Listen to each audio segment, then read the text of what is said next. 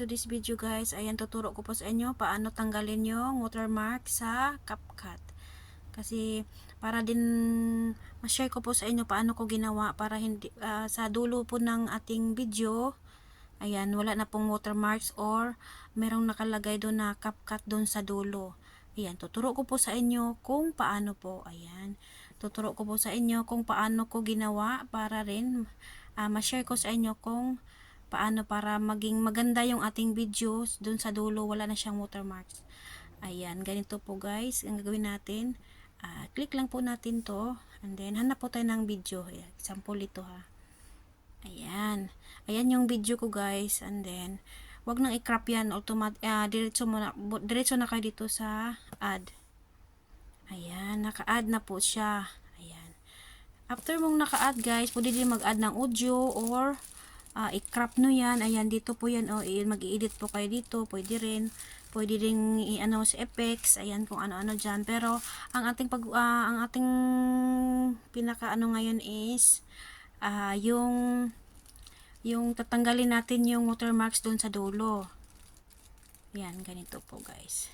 Pinatayo ko na lang yung cellphone ko kasi, gamit po natin yung Android.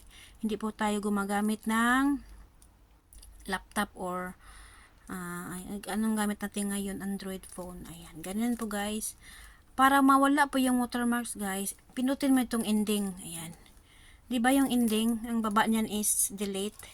Ayan, delete nyo dito guys. Ayan, delete nyo.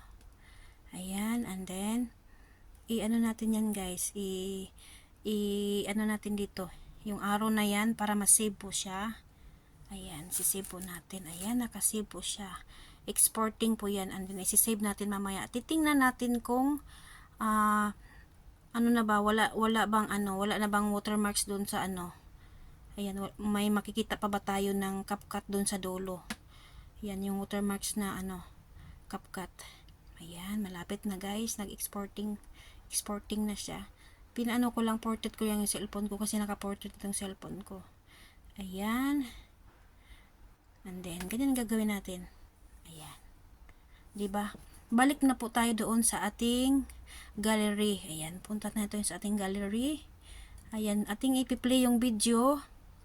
Ipi-play natin yung video na ini-edit ko. Ayan, ito na po yung guys.